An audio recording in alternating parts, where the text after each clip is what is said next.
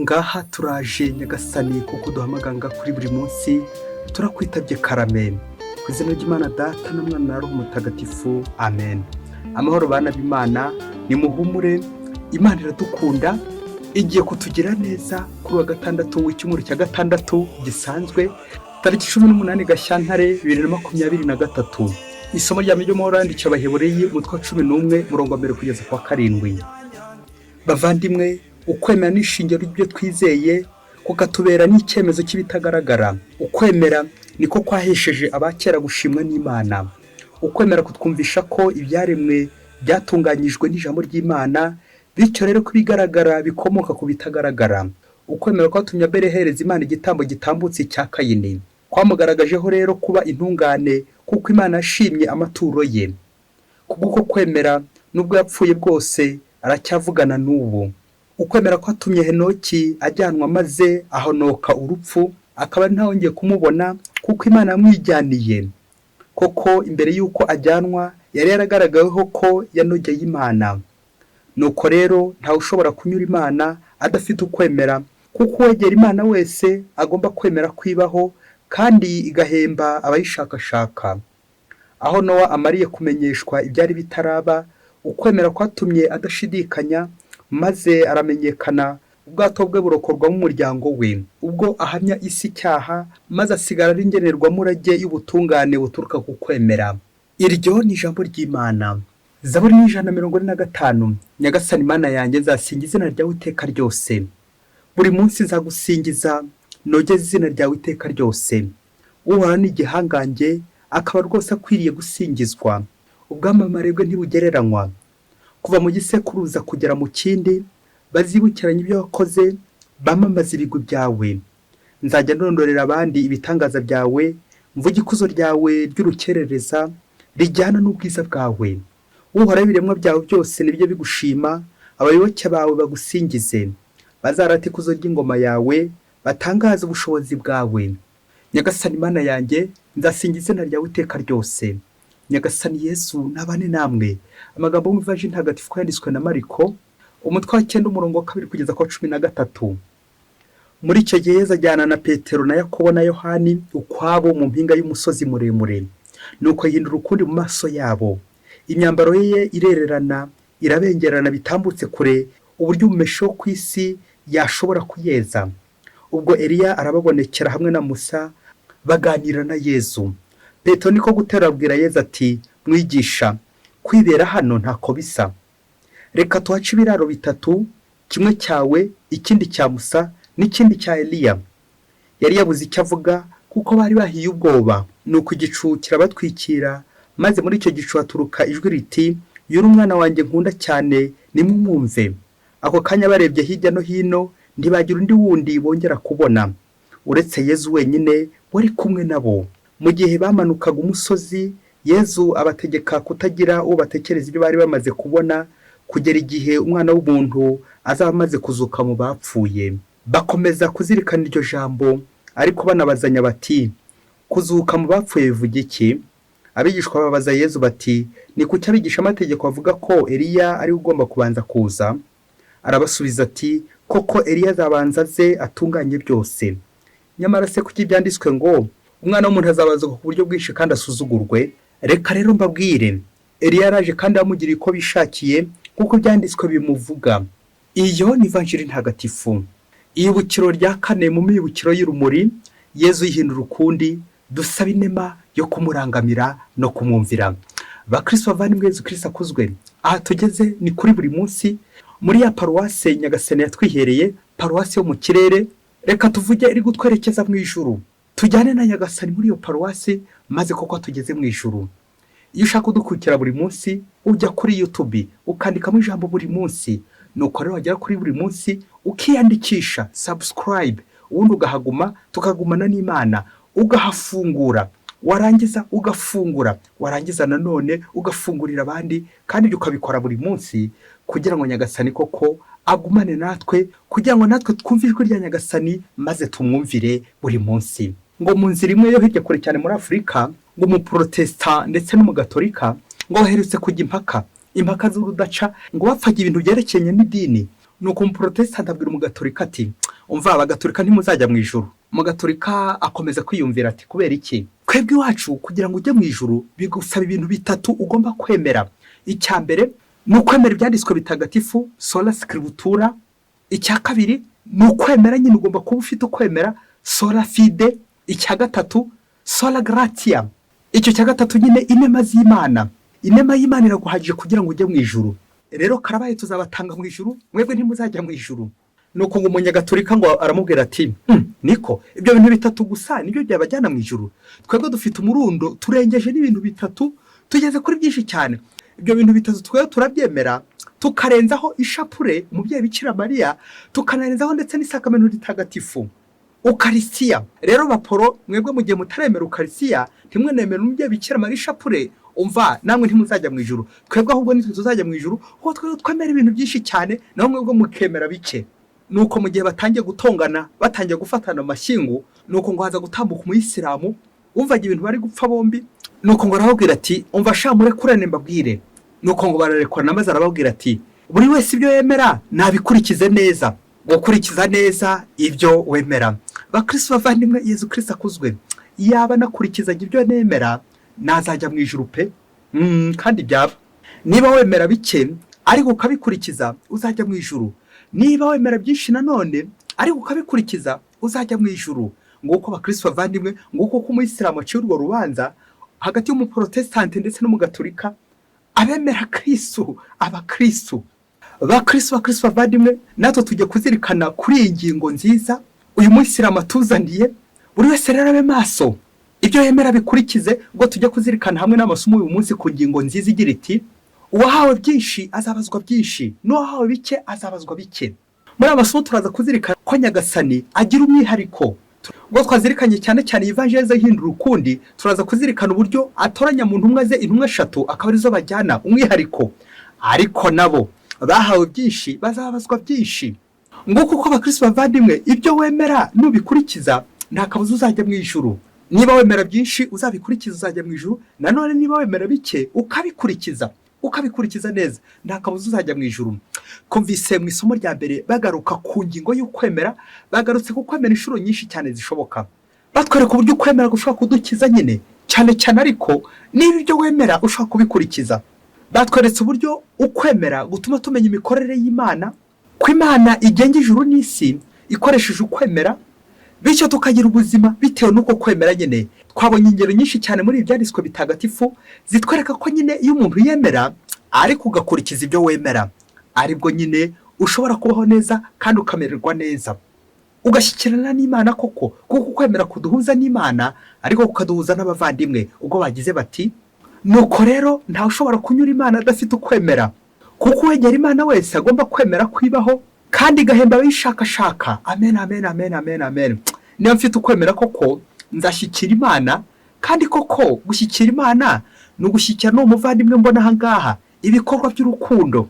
Ngo uko kwemera kugomba kujya mu bikorwa. Aha buri wese ibyo yemera nabikurikiza neza nta kabuza azajya mu ijuru. Iyo ufite ukwemera uba ushobora kujyana na Yezu kandi ukamenya ibye. Turumva mu Evangelii uyu munsi ukwemera kugenga ba Petero bari bajyanye na Yezu, ariko turaza kubona ko kudahagije, bisaba ko Yezu agomba kugukomeza, akagukomeresha naringiye kuvuga ibikorwa, inzira y'umusaraba, kugira ngo ba Petero kuko kwemera kwabo koko gukomere. Twumvise muri Evangelii ajyana n'intumwa ze uko ari 3. Izi ntumwa Petero, Yakobo na Yohani ziri mu ntumwa enye Yezu yahereyeho atora bwa mbere. Aha kabiri tuzibona zijyanye na Yezu. Yezu ajyanye nawo kuzura umukobwa wa Yayiro. Ubwo tubisanga mu Evangelii yanditswe na Mariko mu 5:37. Ku nshuro ya gatatu izi ntumwa tuzibona zijyanye na Yezu mu Evangelii yanditswe na Mariko mu 14:33 mu murima wa Getsemani. Na n'uyu munsi twazumvise Yezu ajyana nazo ku musozi, nuko akindura ukundi mu maso yabo. Aha mwahawe byinshi muzabazwa byinshi. Izi ntumwa rero nubwo ari umwihariko Nyagasani koko, uko biri kose nazo zabazwa byinshi. Twakwibaza tuti kuki Yezu yajyanye n'izi ntumwa 3 agasiga izindi? Uko Yezu yindura ukundi mu maso yabo birabimburira ikuzo rya Pasika, la gloire de la résurrection. Rero iri kuzo rigatungura Petero, nibwo atangiye kuvuga ngo bahaca ibiraro bitatu. Ibiraro bitatu biratwereka Petero watangiye kwakira umunezero nkaho ari wa nyuma, kandi ko kwakibagirwa ko ari uw'isi, umunezero urambye ari umunezero w'ijuru. Rero Yezu Kristo akabibutsa ko ari avangu, ari intangiriro, ko ntaho baragera, ko bagomba kumanuka bagasubira hasi, bityo bakanyura inzira y'umusaraba, chemin de la croix. Yesu Kristo kubazana kuri uyu musozi yihindura ukundi mu maso yabo, no kugira ngo abibutse ububabare bagiye kunyuramo, abategure kandi abateguze. Turibuka amaherezo y'izi ntumwa ukoresha n'ubundi, nanjye kuvuga zahuye n'akaga gakomeye, zahuye n'ubuzima bukomeye cyane, kuko nyine basangiye na Kristo imibabaro, basangiye na Kristo ubuzima, basangiye na Kristo imibabaro. Yakobo ndetse na murumuna we Yohani, Yakobo niyo ntumwa ya mbere yahowe Imana bwa mbere na mbere. Yohani nawe niwe wapfuye bwa nyuma mu ntumwa zose ko ari 12. None reka tugaruke kuri Petero, nanjye kuvuga ko ari wahawe byinshi, azagomba no kubazwa byinshi nyine nawe. Petero nk'umuyobozi wa kiliziya, niyo Yesu Kristo yashinze kiliziya by'umwihariko nka papa wa mbere tuzi. Ariko icyo tumuziho gikomeye cyane nuko nawe nyine yaje kumvira ijambo rya Yesu, kunyura inzira ya Yesu, inzira Yesu nawe yanyuzemo.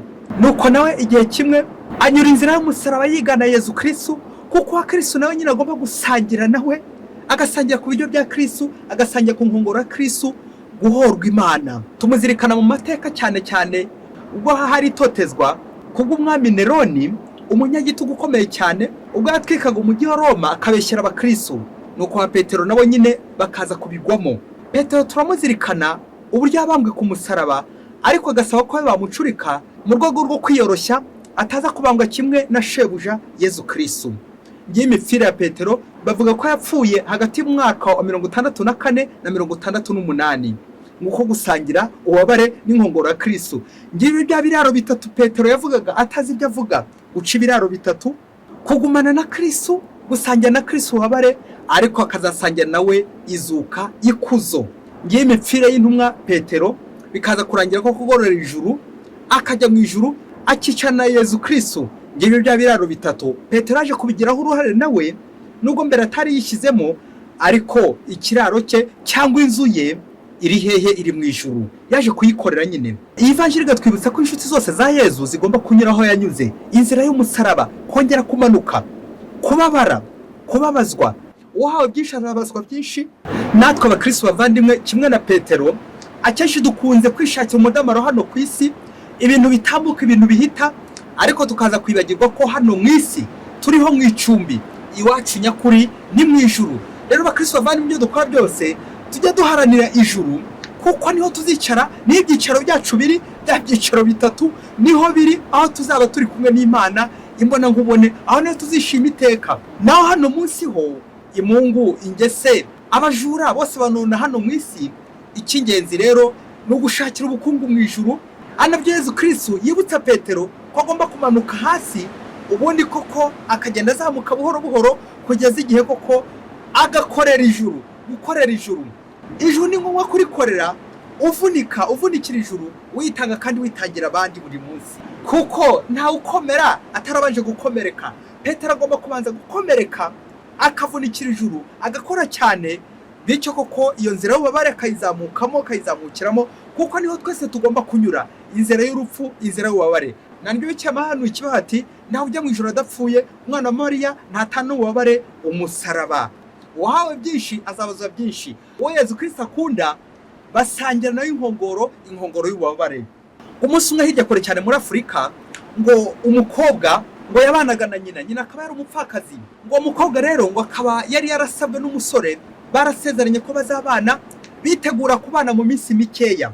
Nuko rero ngo umukobwa yareba ibintu nyina atunze uko ari byinshi cyane, yareba n'ukuntu ari we mwana wenyine usigaye mu rugo, akajya yumva atava nyina iruhande, agashakisha amayeri yose yo kuzakwepa umusore kugira ngo ntazajye ku mugabo, bityo agakomeza kurya bya bintu biraho nyine ku mukecuru, akabura uburyo bwose azabigeraho. Nuko yashaka kubenga uwo musore, nabwo akabona bitazavamo, akabona nyina atazabyemera, ashakisha amayeri yose, uburyo bwose yasigara mu rugo iwabo ntazashake, arabibura. Noneho kera kabaye ngo aza kujya gusura mukuru we wari warashatse, wasanga mukuru we umugabo yarayamuhondaguye. Nuko ngo wa mukobwa ageze mu rugo, ngo abwira nyina ati, ubu mama sinzongera gushaka kubera impamvu ebyiri. Impamvu ya mbere, nsanze mukuru wanjye bari kumuhondagura, ejo nanjye umugabo atazajya amuhondagura. Impamvu ya kabiri, ngiye nkunda umwana ariko si nkunda umugabo. Rero mama mpereza uburenganzira, bityo nzabyarire hano mu rugo, ariko sinzigere nshaka umugabo, kuko abagabo ni babi nkurikije uburyo mukuru wanjye bamuraza ku muguruko bakamwiriza ku muguruko. Ngaho nawe mubyeyi tekereza uburyo umubyeyi agiye guha uburenganzira uyu mukobwa kugira ngo abyarire mu rugo, he no kuzongera gushaka umugabo ngo kubera ko yanga umugabo. Nuko ngo nyina aramusubiza ati mwana wanjye ngwino nkubwire, maze ngo aramubwira ati ngaho kurira ifoto, iyo nkiza kwanga papa wawe sinshake nari kuba ndi hehe, wari kuba uri hehe? Nuko umukobwa koko arebye hirya areba hino abona koko yaravutse kubera ko mama we yakundaga papa we, barakundanaga. Nuko mama aramwongeraho ati mwana wanjye rero amahirwe ya ntama ntabwo ariyo ya hene, amahirwe y'inkoko ntabwo ariyo y'agaca. Rero kwa mukuru wawe bamukubita yashaka nabi, reka tuvuge gutyo, ntabwo bishatse kuvuga ko nawe washaka nabi. Rero uburenganzira bwo kudashaka ntabwo ari ubutanga, kuko arangije kwemera byararangiye. Igisigaye rero mwana wanjye jya mu rugo rwawe, nawe ubake urugo rwawe. Ntawe urugo rwa mukuru wawe arirwo ruzaba urugo rwawe. Mukuru wawe afite ibyo yahawe, nawe ufite ibyo wahawe. Rero ikiruta jya mu rugo rwawe, mukuru wawe azabazwa ibye, nawe uzabazwa ibya mu rugo rwawe. Byumvikane wa mukobwa amaze kumva za mpanuro z'umubyeyi we, bishoboke ko atongeye guseta ibirenge, washaka kwigumira aho ngaho nyine muri urwo rugo ngo akomeze yirire kuri bwa butunzi bwa mama we, ubundi bagiye kuzashaka urugo rwe. Urugo rwa mama wawe ntabwo ari urugo rwawe, nawe ufite urugo rwawe. Buri wese afite urugo rwe. Nguko abakristo bavandimwe, bya biraro bitatu bya Petero avuga, hari ikiraro cy'iwanyu, hari ikiraro cya mukuru wawe, ariko nawe ufite icyawe, aho uzaba, aho uzatura. Nguko rero abakristo bavandimwe biduca intege n'ibyinshi mu buzima bwa buri munsi, ariko buri wese agomba kunyura inzira y'ububabare, buri wese agomba guheka umusaraba we. Nta mpamvu yo gushaka kurebera ku wundi, ahubwo ni ukurebera kuri Kristo. Bakristo bavandimwe, nguko kwemera kwacu kudusaba gukora neza, gukundana. Bityo simbe namera nk'uyu mukobwa ushaka gukunda umwana ariko akanga umugabo, kandi nta buryo nyine yabona umwana atagiye ku mugabo. Aramutse amubonye byumvikane nyine ubwo burenganzira bwo gushaka umubyarira iwabo, kwirinda kwivuna, kwirinda kwirushya, ngo kugira ngo akomeze anyungutire ku makuzo y'aho ngaho iwabo, yirire neza, yibereho neza. Ku mukristo ntabwo bikwiye. Umukristo nuvunika, umukristo nuwemera kubabara, kuko nyine akeza karigura, kandi imbuto y'umugisha yera ku giti cy'umuruho. Nibyo koko kubona umwana birarushya, na niyo mpamvu koko ugomba kubiharanira, kuko ubuzima bwose burahenda. Umuhanga yaravuze ati rien sans effort sauf dormir, ngo ikintu cyose uhageraho bigusaba imbaraga, bigusaba gushyiramo imbaraga uretse gusinzira. Gusinzira burya ngo niho udashyira imbaraga. Uyu munsi reka nanjye nongere nirebe aho kwemera kwanjye guhagaze. Uko njya niyemera ngo ndemera, ariko hasanga nta bikorwa mfite bifatika. Ibyo bikorwa bigaragaza ukwemera kwanjye nibihe? Nta kindi, no guheka umusaraba, no kwemera kuvunika, no kunyura inzira y'ububabare, no kunyura inzira y'umusaraba, kwitanga ukitangira abandi, ibikorwa by'urukundo, ukemera kuvunika. Nguko gukorera ijuru, nguko kuzajya mu ijuru. Naho kwirwa wiyemera ngo uzi ibintu byinshi, ngo mufite amahame yo kwemera menshi cyane, ariko niba ubyemera utabikurikiza, iyo ni zero, nta juru uzajyamo. Aha, ibyo wemera nubikurikiza neza, nta kabuza uzaronka ijuru. Uzabona ikiraro mu ijuru. Reka tuvuge ikiraro, uzabona icyicaro mu ijuru nawe. Ibyo wemera nubikurikiza, nta kabuza nawe uzabona icyicaro mu ijuru. Nkuko Petero yaje gukibona, ariko amaze kuvunika, amaze gukora kwa kwemera gushyitse nyine, yumvise koko yakwitangira nawe Yezu Kristo, nkuko Kristo yamwitangiye. Ngubwo ubuzima bw'umukristo ugomba gukurikira kandi agakurikiza Yezu Kristo inzira zose anyuramo. Rero umukristo muvandimwe, nuhura n'ibibazo, ugahura n'ibyago, ugahura n'akarengane, ugahura n'ibitotezo, ugahura n'ibibazo byaburiye ibisubizo, ugahura n'uburwayi bwanze gukira, komera. Wasanga ari inzira Yezu Kristo yahisemo kugira ngo nawe unyuremo, agakugira umwihariko we, kugira ngo nawe usangire nawe kuri iyo nkongoro, inkongoro y'ububabare, bityo nawe iyo nzira y'umusaraba unyuremo ugana hehe? Ugana ijuru. Komeza inzira watangiye, wicike intege. Nyagasani muri kumwe. Nyagasani ntaho azakubaza iby'abandi, ahubwo azakubaza ibyawe. Mwese bifurije amahoro y'Imana. Imana ibaho umugisha. Imana Data na Mwana na Roho Mutagatifu. Amen. Padiri Masumbuko Ladislas wa Diyosezi ya Cyangugu.